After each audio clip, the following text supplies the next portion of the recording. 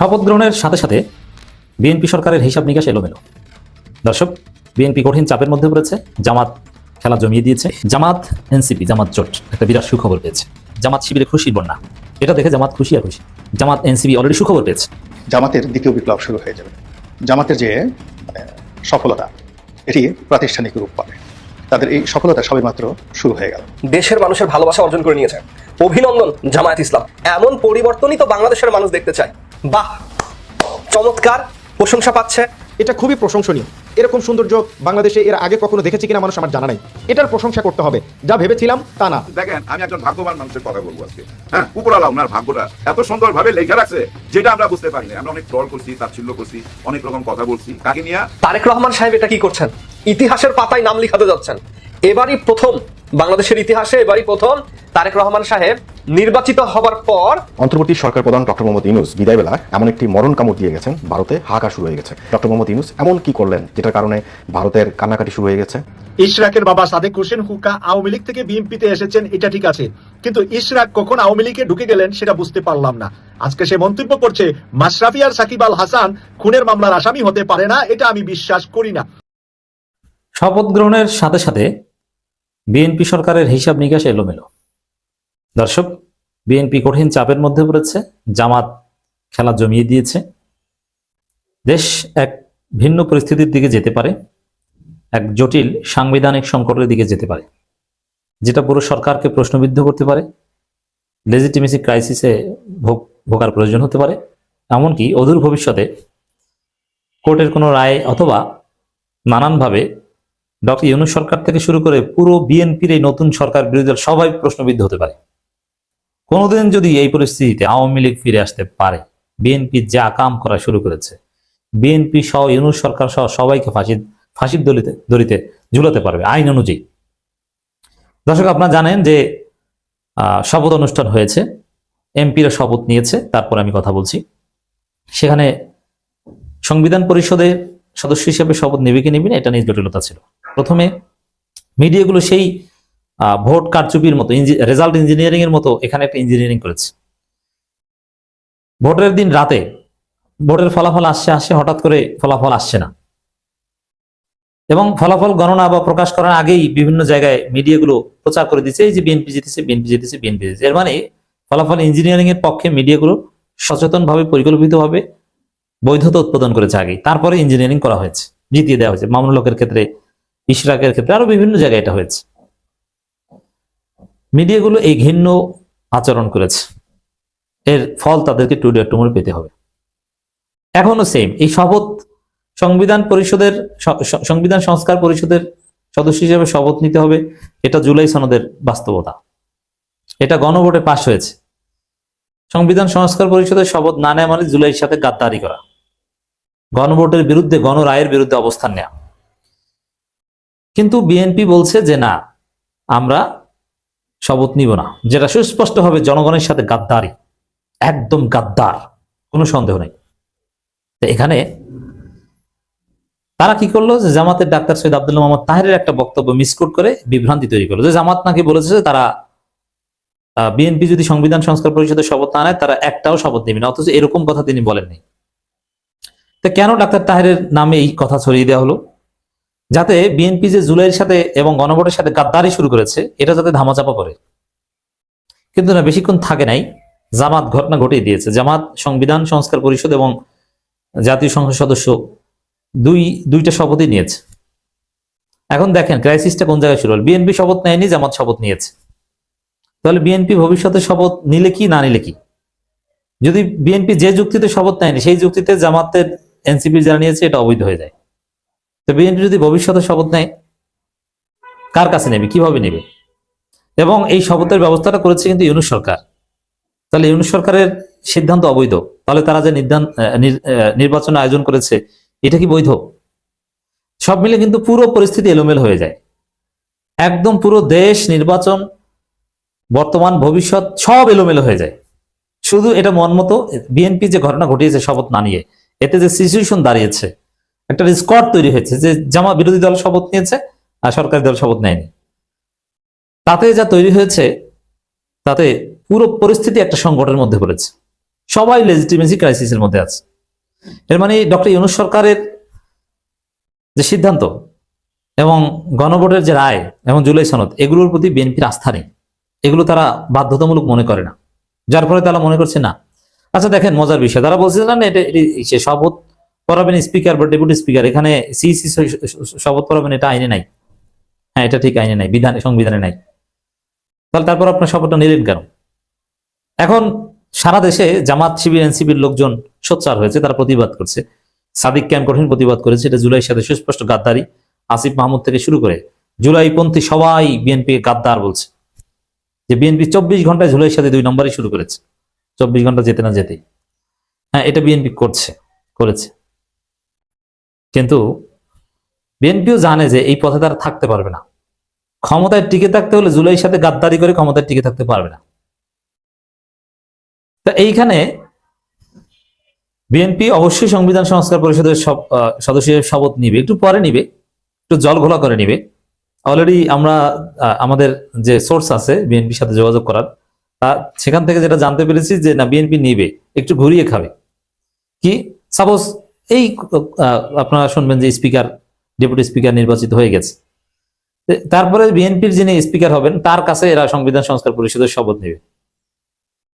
আপনারা এই ঘুরিয়ে খেতে গেলে তাহলে তার কাছে নিবেন, তাহলে আপনারা যে নিয়েছেন ওইটাকে আবার নিবেন নাকি? এই যে এমপি হিসেবে নিয়েছেন সিইসির কাছে, এটা কোথায় পেলেন? স্পিকার, ডেপুটি স্পিকার তো নাই। এদের বিএনপির আসলে মন চায় যে শিরিন শারমিনকে ফিরিয়ে আনতে। শিরিন শারমিনের হাতে যদি বিএনপি শপথ নিতে পারতো তাহলে খুশি হতো। এখানে সব মিলিয়ে পরিস্থিতি যা তৈরি হচ্ছে, এর ফল ভালো না। সামনে বিএনপিকে মাসুল গুনতে হবে। এখন সংবিধান সংস্কার পরিষদের সদস্য হিসেবে জামাত অলরেডি শপথ নিয়েছে, বিএনপিও নিবে এখন বিরোধিতা করলেও। নেয়ার পরে কি নতুন সংবিধান না এই সংবিধানিক সংস্কার, কোনটা? এটা নিয়েও আরেক ঝামেলায় পড়বে বিএনপি।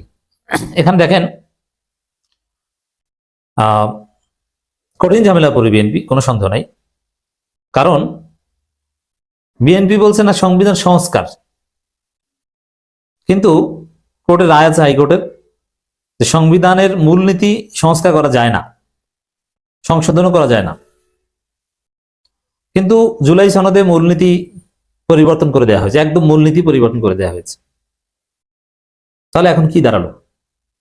আপনি মূলনীতি পরিবর্তন করছেন, ওইটা সংবিধান সংস্কার পরিষদ গ্রহণ করবে, তাহলে কি পুরনো সংবিধান থাকলো, সংবিধান সংস্কার হলো না নতুন সংবিধান হলো? নতুন সংবিধান হলো। নতুন সংবিধান না বললে আপনি সংবিধানের মূলনীতি পরিবর্তন করতে পারবেন না। তাহলে কি বিএনপি কি চায়, যে আসলে জুলাই সনদ সব ভুয়া, কোনো সংবিধান পরিবর্তন কিছু করবে না, ঘুরিয়ে পেঁচিয়ে ধামাচাপা দিয়ে একটা পরিস্থিতি তৈরি করবে।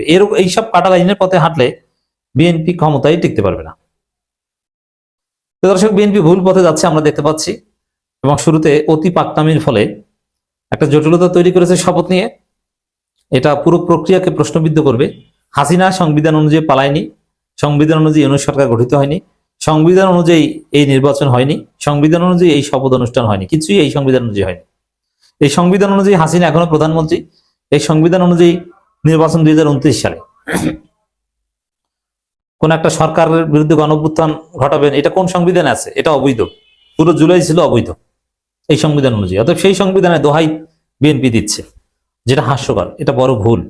এর মাসুল বিএনপিকে ডেফিনেটলি দিতে হবে টুডে টুমরো। দেখেন না, ওনার দলের লোক, একদম ওনার দলে ছিল ভাই, 15-16 বছর যুদ্ধ কইরা গেছে অনলাইনে, রুমিন ফারহানা, ওনাকে দেয় নাই। উনি একাই নির্বাচন কইরা বহু ভোটে পাশ কইরা চলে আসছে। এখন দেখেন উনি বলতেছে এই নির্বাচনে কারচুপি হয়েছে। উনার মুখে শুনছেন না, উনি প্রতিবাদ করতেছে, উনি বলতেছে নির্বাচনে কারচুপি হয়েছে। উনি তো বিএনপিরই একজন ছিল, তাই না? উনি কি মিথ্যা কথা বলে? আমার বিচারে আমি আজ পর্যন্ত যতগুলা টক শো ওনাকে দেখছি, আমার মনে হয়, এটা আমার মনে হয়, আমি জানি না আপনারা আমার সাথে একমত হবেন কিনা, উনি প্রতিবাদী, উনি সত্যি কথাই বলে। হয়তো একটু এদিক সেদিক করে নিজের দলের পক্ষে, তা করুক, এটা সবারই অভ্যাস আছে ভাই, আমারও আছে। তারপরে উনি প্রচুর সত্যি কথা বলে এবং প্রতিবাদী নারী।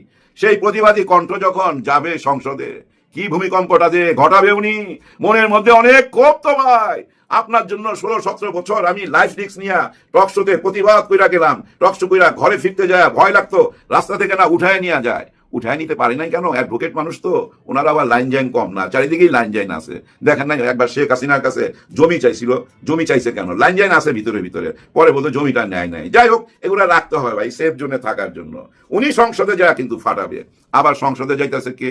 পাটোয়ারি। হায় হায়, শ্যাডো সরকারের কোন মন্ত্রিত্বটা পাচ্ছে জানেন? মির্জা আব্বাস সাহেব যে মন্ত্রী পদটা পাইতে যাচ্ছে, ঠিক সেম মন্ত্রী পদটা পাইতে যাচ্ছে পাটোয়ারি শ্যাডো সরকারের সেম মন্ত্রী পদটা নিয়ে ওই মির্জা আব্বাসের পিছনে লাগবে। মির্জা আব্বাস কোনো ভুল পথে যায় কিনা? হায় হায়, সংসদে যায়ও মুক্তি নাই। হ্যাঁ, 8 আসনে ওনার ঘরের সামনে যায় যেভাবে ঢোল পিটায় পিটায় নাচছে, একই কাজ তো করবে এই সংসদে যায়, তবে ভদ্রভাবে, মার্জিত ভাবে। ওইখানে তার লাফালাফি করতে পারবে না। যাই হোক ভাইজান, দেখেন আমি একজন ভাগ্যবান মানুষের কথা বলবো আজকে, ভিডিওটা বেশি বড় করব না। হ্যাঁ, উপরওয়ালা ওনার ভাগ্যটা এত সুন্দরভাবে লেখা রাখছে যেটা আমরা বুঝতে পারি না। আমরা অনেক ট্রল করছি, তাচ্ছিল্য করছি, অনেক রকম কথা বলছি। কাকে নিয়ে? আমাদের মহামান্য রাষ্ট্রপতি শাহাবুদ্দিন ছুপ্পুর সাহেবকে নিয়ে। কিন্তু ওনার ভাগ্যটা দেখেন, কত বড় ভাগ্য। উনি গত 3 বছরে 3টা সরকারে শপথ পড়াইতে যাচ্ছে। 3টা সরকার, 2টা অলরেডি পড়ায় ফেলছে, আরেকটা সামনে, আগামীকালই মনে হয়। প্রথমকে শেখ হাসিনা 2024-এর ওই দিনের ভোট রাতে যেটা হয়ে গেছিল, সেটা শপথ কিন্তু উনি পড়াইছে প্রধানমন্ত্রীকে। তারপরে কে? প্রধান উপদেষ্টা আমাদের ডক্টর ইউনূস স্যার, ওনাকেও কিন্তু এই ছুপ্পুর সাহেব শপথ পড়াইছে। আবার দেখেন আগামীকাল যেটা আমি শুনতেছি, উনি শপথ পড়াবে তারেক রহমান সাহেবকে। ভাগ্যটা কেমন চিন্তা করেন। নিশ্চয়ই কোন একটা ভালো কাজ তো জীবনে করছেই, নাহলে এত বিপদ আপদের ভিতর দিয়া যায় এই সম্মান পাওয়া, এটা তো একটা ইতিহাস, রেকর্ড থাকবে। এই রেকর্ড কেউ ভাঙতে পারবে না। 3 বছরে 3টা সরকারে শপথ পড়াইছে। জামাতের দ্বিতীয় বিপ্লব শুরু হয়ে যাবে। জামাতের যে সফলতা, এটি প্রাতিষ্ঠানিক রূপ পাবে। তো সেই দিক থেকে জামাত যেটা শুরু করলো 2026 সনের ফেব্রুয়ারি মাসে, তাদের এই সফলতা সবেমাত্র শুরু হয়ে গেল। এই গেল 1। 2 নম্বর হলো যে ইসলামিক দলগুলো গত সেই যে কয়েক মাস আগে তারা সরোয়ার্দিতে একটি অনুষ্ঠান করেছিল। সেখানে হেফাজত, তারপরে সেখানে গণ অধিকার পরিষদে নুরুল হক নুরু, এরপর চরমনাই পীর সাহেব জামাত যেভাবে একত্রে একই মঞ্চে সমবেত হয়েছিল, যদি সেই ঐক্যটা ধরে রাখা যেত, এক্ষেত্রে যতই ম্যাটিকুলাস ডিজাইন হোক না কেন, জামাত একটা ভালো ফলাফল করতে পারত। কিসের ইশারায়, কার ইশারায় মামুনুল হকরা চলে গেল, কিসের ইশারায়, কার ইশারায় চরমনাই পীর সাহেব চলে গেলেন, এই জিনিসগুলো, বা জুনায়েদ হাবিবি কেন বিএনপিতে গেলেন, এই জিনিসগুলো এখন চুলচেরা বিশ্লেষণ হবে। চুলচেরা বিশ্লেষণের সঙ্গে সঙ্গে ইসলামী যে দলগুলো জামাতের নেতৃত্বে আবার ঐক্যবদ্ধ হবে, এতে কোনো সন্দেহ নাই। এবং সকল ইসলামিক দলগুলো যদি পার্লামেন্টের বাইরে জামাতের নেতৃত্বে একত্র হয়, আর যেহেতু জামাত এখন পরীক্ষিত বিরোধী দল, প্রধান বিরোধী দল, পরীক্ষিত তাদের যে নেতৃত্বের ক্ষমতা, এটি অন্যান্য ইসলামিক দলগুলো এখন আর চ্যালেঞ্জ দিতে পারবে না। এখন কোনো অবস্থাতেই চরমনাই পীর সাহেব বড় কথা বলতে পারবেন না।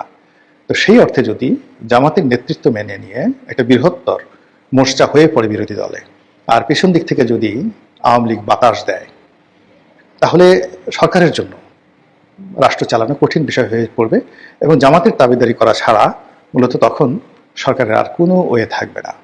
আর ইতিমধ্যে সরকার যদি বড় বড় কোনো প্রজেক্টে ফেল করে, ভারতের সঙ্গে যদি তারা কোনো নেগোসিয়েশন করার চেষ্টা করে, কিংবা তারেক রহমান সাহেব যদি দিল্লি ভ্রমণে যান, নরেন্দ্র মোদীর লোকজন যদি বাংলাদেশে ঘন ঘন আসেন, তাহলে ওই যে সাদিক কায়েম যেভাবে গালি দিয়েছিল নির্বাচনের আগে তারেক রহমান সাহেবকে কেন্দ্র করে, ওই একই গালি আবার তিনি দিবেন।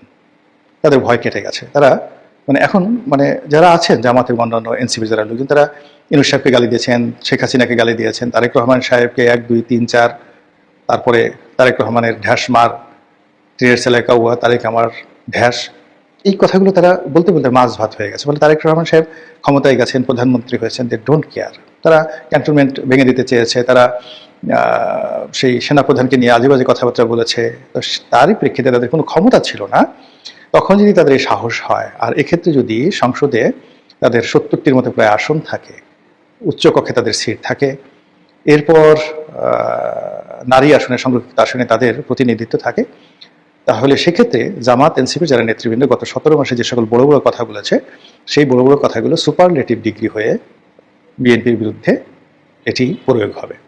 আর প্রয়োগ হওয়ার ফলে কি হচ্ছে, জামাত ডে বাই ডে তারা শক্তিশালী হবে, ক্ষমতা সম্পন্ন হবে। ফলে যে জামাতকে এখন পরাজিত মনে করা হচ্ছে, যে জামাতকে এখন যাকে বলা হয় বিরোধী দল মনে করা হচ্ছে, সেই জামাত যে গণেশ উল্টে দিতে পারবে না তা কিন্তু বলা যাচ্ছে না। সেক্ষেত্রে এই যে নির্বাচনের যে ফলাফলটা হলো, আমি মনে করি যে নতুন বন্দোবস্ত, নতুন বাংলাদেশ ম্যাট্রিকুলার ডিজাইনের একটা ফার্স্ট পর্ব এটা শুরু হলো। আর পরবর্তী পর্বগুলো কিভাবে চলবে অপেক্ষা করেন এবং দেখতে থাকেন। সাব্বাস তারেক রহমান সাহেব, সাব্বাস। নির্বাচন পরবর্তী প্রথম সংবাদ সম্মেলনেই ভারতীয় সাংবাদিকের প্রশ্নে তারেক রহমানের বাজিমাত। আসলে আমরা এতদিন এমন প্রধানমন্ত্রী তো চেয়েছিলাম, এমন এক উত্তর আজকে তারেক রহমান ভারতীয় সাংবাদিককে দিয়েছেন, যা শোনার পর দেশের একজন নাগরিক হিসেবে তারেক রহমান সাহেবকে প্রথম সংবাদ সম্মেলনেই স্যালুট জানালাম। আমরা সত্যিকার অর্থে এমন প্রধানমন্ত্রী চাই যিনি দেশের কথা ভাববেন, দেশের জনগণের কথা মাথায় রেখে তারপর পৃথিবীব্যাপী সম্পর্কের চিন্তা ভাবনা করবেন। ভিউয়ার্স, আপনারা এখানে একটি ভিডিও দেখতে পাচ্ছেন। আজকে তারেক রহমান নির্বাচন পরবর্তী সময়ে একটি সংবাদ সম্মেলন করেছেন।